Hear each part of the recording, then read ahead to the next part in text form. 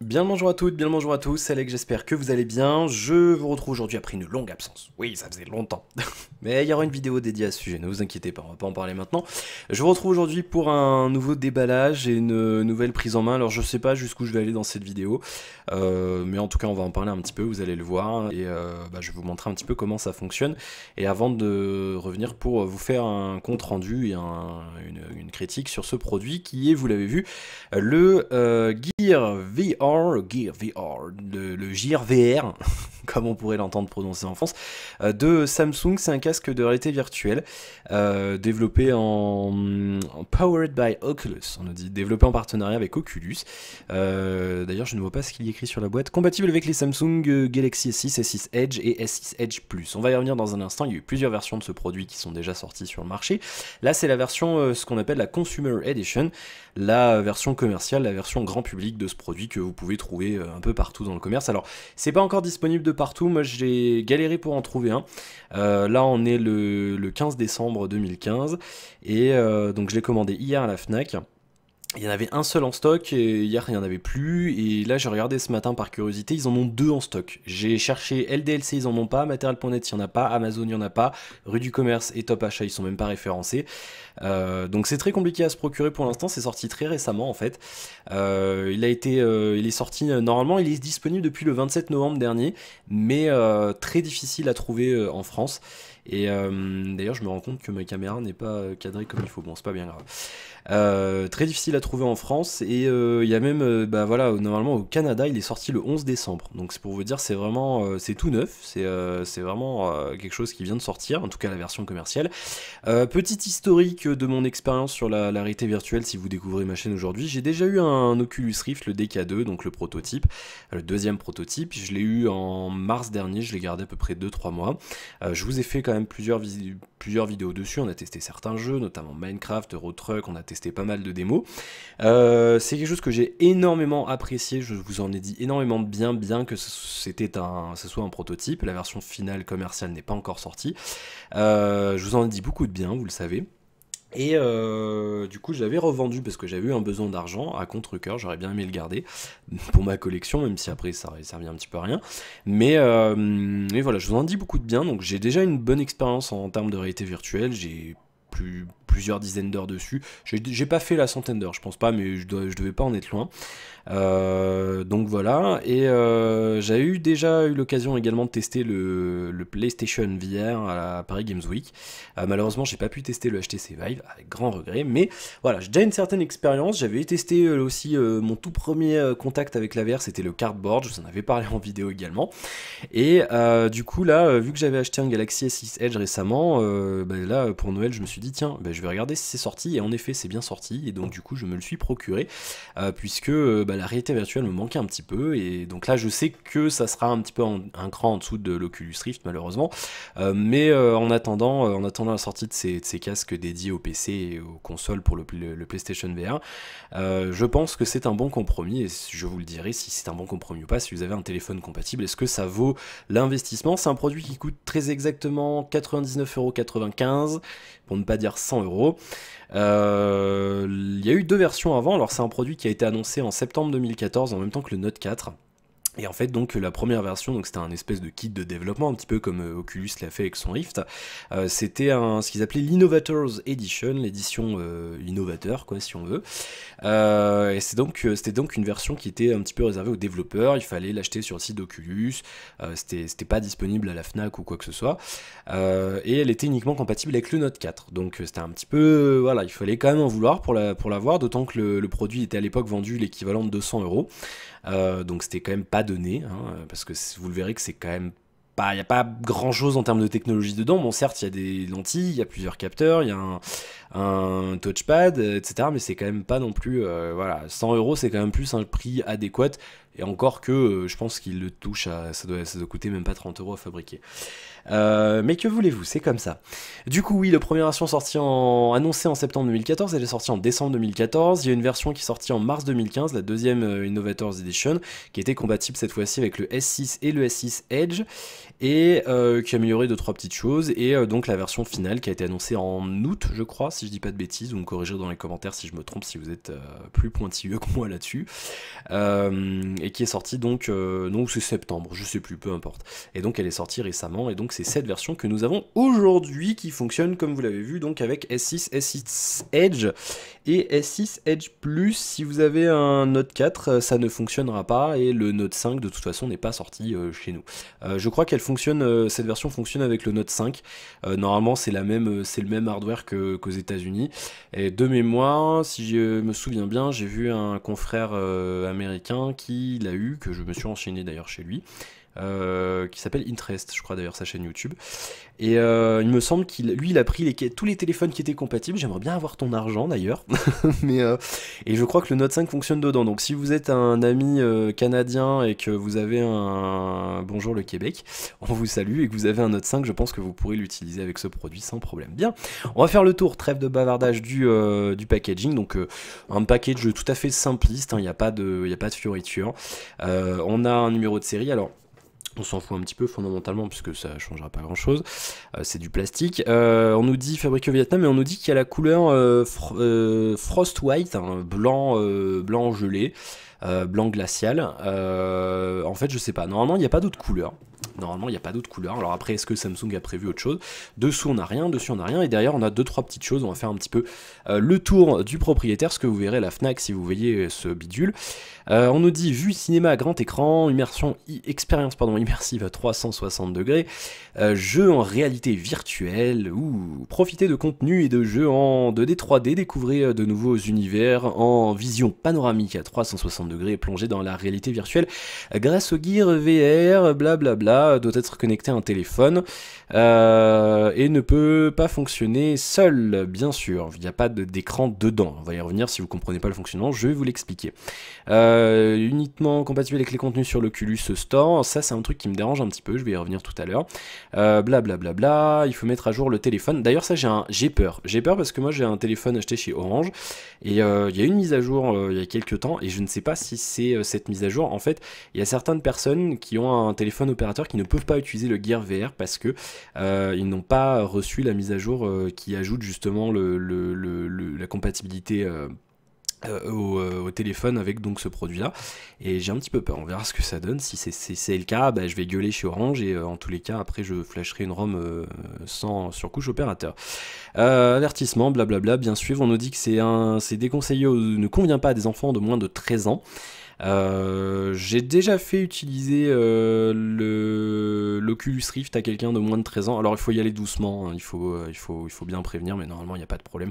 On mettez pas ça sur un gosse qui a 2 ans, bien sûr, mais bon, si vous avez des petits neveux ou des frères et sœurs qui ont 8-9 ans, ça ne devrait pas y avoir de problème particulier. Faites attention, blablabla. Non, voilà, bon, des avertissements tout à fait basiques. On a 2 scellés qu'on va s'empresser de décapiter. Voilà qui est fait d'un côté, voilà qui va être fait de l'autre. Ah, je suis pas doué moi avec les trucs comme ça. Il y en a qui sont vachement j'ai des confrères qui sont au taquet avec les scellés et qui arrivent bien mieux que moi. Alors on va l'ouvrir du côté gauche parce que c'est de là que ça vient le plus facilement. Alors c'est un emballage très basique, hein, je l'ai vu en vidéo, je vous l'avoue, je me renseigne un petit peu. C'est vraiment de l'emballage basique de chez Basique, hein, vous le voyez, il n'y a rien d'autre dans la boîte. On nous livre ça dans un truc en plastique un petit peu, ça fait un petit peu cheap. Voilà, bon, c'est un plastique rigide quand même, hein, on peut pas trop le démonter. Il n'y a pas grand chose dans la boîte, vous allez voir ça dans un instant. On va déjà sortir tout ce qu'il y a et ensuite je vais y revenir. On va faire le tour du propriétaire. Voilà, hop. Alors, qu'est-ce qu'on a dans la boîte? On a ici, je suppose que c'est la carte de garantie que personne ne lit. Ici, on a le mode d'emploi. C'est quoi? Ah d'accord, non, il y a un QR code, je ne comprenais pas. On a un mode d'emploi ici, qui n'est pas le même d'ailleurs que la version américaine. Le mode d'emploi qui va nous expliquer comment l'installer, etc. Contenu du coffret. Présentation de l'appareil, mettre le Gear VR en place, installer le logiciel. Et je vais devoir le lire parce que je ne me suis pas vraiment renseigné à ce niveau-là. D'autant que je n'ai pas trouvé de confrères français qui avaient fait des vidéos sur ce produit-là, j'en ai vu sur l'Innovators Edition, mais pas sur la version commerciale puisqu'elle est disponible depuis peu de temps. Bien, contenu du coffret, blablabla, on a le Gear VR, on a les bandeaux et le mode d'emploi, non, je regarde, éteigne casque, non, d'accord. Présentation de l'appareil, donc comme ça je vais pouvoir m'apprendre aussi ce qu'il y a dessus. Le connecteur, le porte-appareil gauche, bord de chargement. Molette de réglage des objectifs, porte-appareil droit, capteur de proximité, objectif, ça bien sûr, rembourrage en mousse, c'est bien de le préciser. Touche retour, le pavé tactile, la touche de volume et le cache avant. Et le Gear VR n'a pas besoin d'être rechargé puisqu'il est alimenté par la batterie de votre téléphone, qui risque de se vider en moins de 5 minutes. Voilà, vous pouvez brancher le chargeur où il y a un port de chargement, donc ça c'est plutôt une bonne idée d'avoir inclus ça. Les touches retour volume, bon ça y a aucun problème. Mettre le Gear VR en place, n'utilisez pas si vous portez des lunettes. Ah bon, vous pourriez vous blesser le visage. D'accord. Oui, bah voilà. Alors, moi je porte lunettes et lentilles. Ça fait plaisir. Non, mais en fait, techniquement, on peut l'utiliser avec des lunettes, justement. En fait, ils ont agrandi l'espace en fait sur les côtés, justement. Maintenant vous pouvez le porter avec des lunettes, contrairement aux versions il faut faire attention bien sûr, si ça vous fait mal, portez pas vos lunettes, mais je sais plus où j'en étais, mais dans le guide. Mais oui, non, concrètement vous pouvez le porter avec des lunettes, il n'y a pas de problème. Présentation de l'appareil, on a vu, je l'ai dit. Voilà, on va regarder rapidement les touches, blablabla. Le rembourrage peut se salir avec la sueur de votre visage. Celui-ci risque de le détériorer. Assurez-vous que votre visage est bien propre. Oui, il faut se laver les amis, c'est important. Bon, il faut mettre les sangles, je le ferai tout à l'heure, parce que pour l'instant je vais pas le mettre sur ma tête. Voilà, fixer le bandeau, etc. Et ensuite il faut retirer le cache avant. Installer le téléphone en fonction, donc ça je vais vous le montrer, on va le regarder dans un instant, je regarde rapidement. Après il y a voilà, les écouteurs, etc. Ensuite il y a l'écran d'accueil Oculus. Ça va être compliqué de vous le montrer. J'essaierai de trouver un système pour vous le montrer à travers le casque quand je vous ferai la critique, mais je vous garantis pas que j'y arrive, dans le sens où je peux pas, j'ai pas de splitter HDMI ou quoi que ce soit, où je peux pas en fait sortir ce qui se passe en vidéo sur mon téléphone sur l'ordinateur, donc ça va être un peu compliqué. Je sais que c'est faisable, mais j'ai pas du tout le matériel pour, donc ça va être compliqué, mais je vais trouver une solution, c'est promis. Voilà, donc sélectionner des éléments, ça se passe un petit peu comme n'importe quel truc en réalité virtuelle. Il suffit de pointer avec le visage, vous avez un pointeur, il vous explique, voilà, ça après on l'a déjà vu, si vous avez déjà fait un petit peu de réalité virtuelle vous connaissez. Voilà, les applications, il y a un store Oculus, je vais y revenir dans un instant. Le menu universel, blablabla, Oculus, store Oculus vidéo, il y a 2-3 applications déjà préinstallées. Et donc on a un store Oculus qui regorge d'applications, et apparemment il y en a quand même pas mal, c'est plutôt intéressant. Et c'est quelque chose qui me faisait un petit peu peur, et finalement il y a l'air d'avoir pas mal de contenu. Par contre on ne peut pas utiliser les applications dédiées au cardboard, c'est-à-dire que vous savez que YouTube maintenant propose un mode réalité virtuelle, 3D, tout ça, mais on peut pas l'utiliser avec ce truc là pour l'instant, c'est un petit peu bête quand même, mais bon, on va trouver des solutions. Sinon en termes d'application, il y a déjà quand même Netflix qui fonctionne là-dessus, et ça c'est un truc que j'ai vraiment envie d'essayer, je vous cache pas. On peut regarder Netflix directement sur le casque. J'ai perdu mon pointeur de souris, il est là. Mais voilà, donc c'est vrai que il y a quand même pas mal de choses. Il y a moyen de regarder des photos en 360 degrés, des vidéos, il y a plein d'expériences, il y a des jeux. Il y a une version VR de Temple Run, un truc officiel, hein. Il y a un Temple Run en VR, vous êtes à la première personne et donc vous courez tout ça, et ça doit être quelque chose d'assez excitant à faire. Et j'ai hâte de tester ça. D'autant que voilà, je sais déjà comment ça se passe, donc du coup d'y retourner ça m'émoustille un petit peu, je vous le cache pas. Bien, trêve de bavardage, cette vidéo va être très longue, je suis désolé, mais j'ai pas mal de choses à vous dire. Vous savez que c'est une technologie que j'aime beaucoup, et du coup voilà, on va retirer les plastiques. Alors je vais y aller mollo quand même, parce que je sais pas, je risque de le... Comment c'est fait ça? C'est quoi ce plastique en vrac de partout là? Comment c'est quoi ce... C'est fait exprès pour pas que tu le revendes, tu sais. Moi j'aime bien, vous savez, décoller, si vous regardez mes vidéos régulièrement, vous savez que j'aime bien décoller les plastiques tranquillement, déballer tranquillement les trucs sans tout découper. Dans le sens où après je me dis peut-être que je vais revendre le produit, peut-être que je vais l'offrir, peut-être que je vais le renvoyer. Et du coup ça m'emmerde un petit peu de toujours devoir détruire les plastiques. Ah bon écoutez. Bon écoutez, on va y aller à l'arrache parce que ça m'énerve. Voilà, je vous le cache pas. Voilà, tant pis. Bon, comment vous dire? Ah là là là là, bon, allez, c'est pas grave, je vais le déchirer. J'arrive même pas à le déchirer, c'est dingue ça.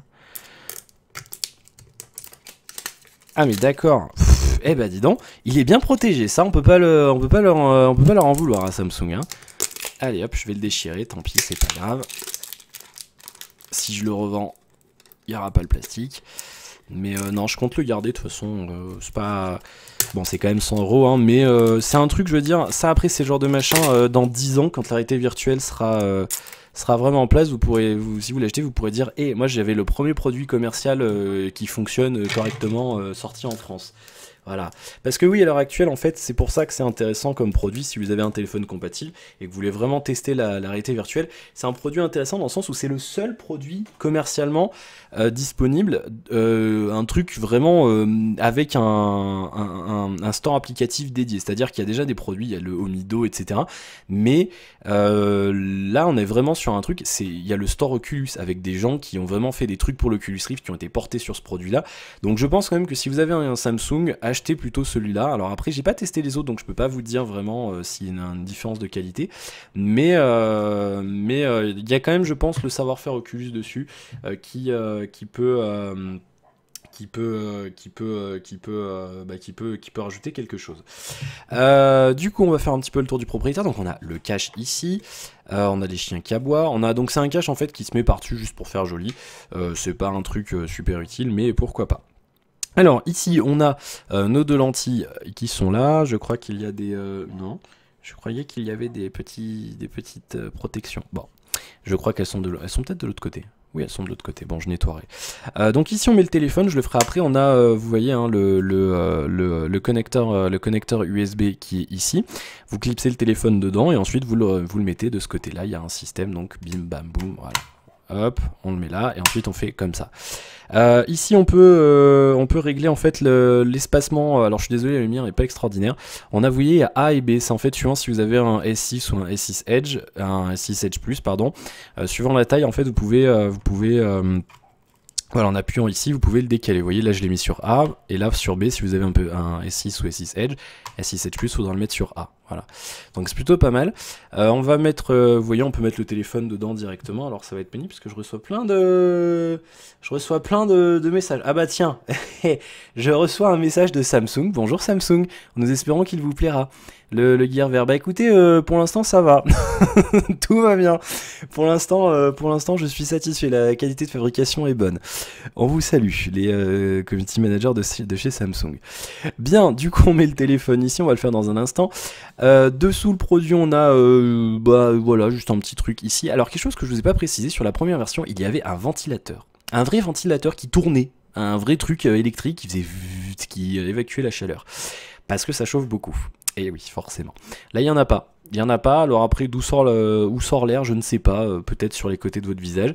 On a le port micro USB ici qui donc va, en fait il y a un bidulage à l'intérieur qui va faire arriver le truc ici, donc ça fait comme une rallonge hein, tout simplement, qui vous permettra donc de charger le téléphone si jamais pendant que vous en servez, donc vous pouvez le brancher, une powerbank, ce genre de choses. Ça va vous enlever de la mobilité, mais bon, vu que ça consomme pas mal d'énergie, c'est quelque chose c'est pas mal d'avoir inclus ça. Alors, ensuite on a donc sur le côté ici, important, il y a un trou ici. À quoi ça sert? Ça sert à brancher votre prise, votre écouteur, voilà, parce que c'est vachement mieux avec des écouteurs ou un casque. Et je vous recommande d'ailleurs d'utiliser des filaires, parce que vous aurez peut-être une petite latence en Bluetooth, ce qui serait un petit peu dommage. Ici on a le logo Gear VR avec le logo Oculus, voilà, dessus on va y revenir dans un instant. Ici on a nos boutons volume plus, volume moins. Ils font un bon bruit, hein. Je vous avoue, ils font quand même un bon petit bruit. Hein, écoutez-moi ça. Ça fait un bon bruit de solidité. C'est pas un plastique cheap. Vous voyez que c'est pas un plastique lisse, tout ça. C'est un plastique qui est quand même bien quali. Franchement, ça ne craque pas. Et j'appuie comme un bourrin dessus, ça craque pas du tout. C'est vachement bien. Ici, on a le bouton retour. qui fait un bon bruit bien solide aussi.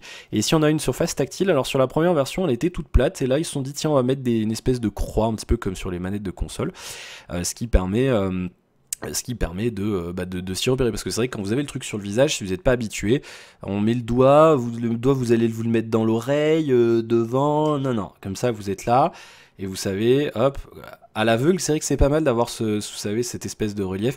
Et donc au centre, c'est pas un bouton cliquable, hein, c'est juste pour valider en fait quand vous mettez votre doigt comme ça. C'est comme sur un trackpad d'ordi portable, vous savez, pour cliquer, vous faites comme ça. Bah là c'est pareil, en appuyant au centre, donc ça fera un clic, une validation. Ok, je me déplace et j'appuie sur retour. Voilà, c'est aussi simple que ça. Et normalement, si vous restez appuyé sur retour, il y aura un menu pour mettre le téléphone en ne pas déranger, etc. qui va apparaître. Je le testerai, je vous en dirai des nouvelles. Du coup, ici on a un revêtement blanc. Alors avant c'était noir. Est-ce que ça va gêner dans le sens où ça va refléter la lumière? Je ne sais pas. Je pense que je suis du même avis que mon confrère Interest.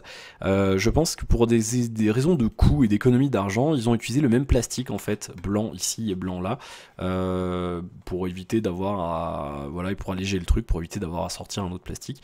On a nos lentilles ici, alors elles font vraiment penser énormément à celles de l'Oculus Rift, c'est pas les mêmes exactement, mais en termes de diamètre, on doit pas être loin, franchement c'est presque les mêmes, j'ai l'impression. Le champ de vision de ce bidule là c'est 96 degrés, à l'Oculus Rift on était à 105 ou 110 je sais plus, donc c'est un petit peu moins, mais bon ça vous fera quand même une bonne première expérience. Ici on a notre capteur de proximité, c'est à dire qu'en fait quand qui fonctionne à l'inverse en fait d'un capteur de proximité de téléphone, c'est à dire que quand vous serez proche du capteur, l'écran va s'allumer et va vous afficher le menu Oculus, et quand vous l'enlèverez, quand vous serez loin, il va éteindre le téléphone, donc c'est exactement l'inverse, mais ça permet d'économiser un petit peu de batterie. Dessus on a ici notre molette qui a une bonne molette, hein, avec un revêtement caoutchouteux cranté qui est pas mal du tout. La molette qui a pour effet, vous allez le voir, je vais jouer avec, regardez, on le voit. Voilà, la molette qui a pour effet en fait d'éloigner ou de rapprocher tout simplement l'écran du téléphone. Alors les lentilles ne bougent pas, hein. C'est vraiment le support du téléphone qui va se décaler par rapport aux lentilles, et ça vous permettra peut-être d'ajuster très légèrement la mise au point, donc pour si jamais vous y voyez pas grand chose. Un truc qui dérange, et ça j'espère qu'un jour on aura des casques de réalité virtuelle qui le permettront, c'est quelque chose pour régler enfin il y en a déjà qui le font je crois, quelque chose qui permet de régler l'écart interpupillaire, c'est-à-dire vous avez vos yeux, voilà, comme ça, qui ont un écart prédéfini, et si vous êtes parmi, normalement, donc là c'est réglé sur la moyenne globale des gens dans le monde, et si vous avez, c'est-à-dire que vos yeux doivent regarder en face des lentilles, c'est-à-dire que si vous avez un visage très large, vous aurez un écart interpupillaire plus large, ce qui va faire que vous y verrez pas grand-chose, et si vous avez un visage très fin, vous aurez peut-être un écart interpupillaire plus léger, plus faible, et c'est fait que vous y verrez pas grand-chose non plus, parce que vous voyez comme les lentilles sont faites, elles sont, vous voyez un petit peu, et du coup, ça fait que il y aura un petit problème. Donc c'est vrai que si vous avez un écart interpupillaire plus grand que la moyenne ou plus faible que la moyenne, essayez-le avant de l'acheter. C'est pareil pour n'importe quel autre casque qui ne permet pas de régler l'écart.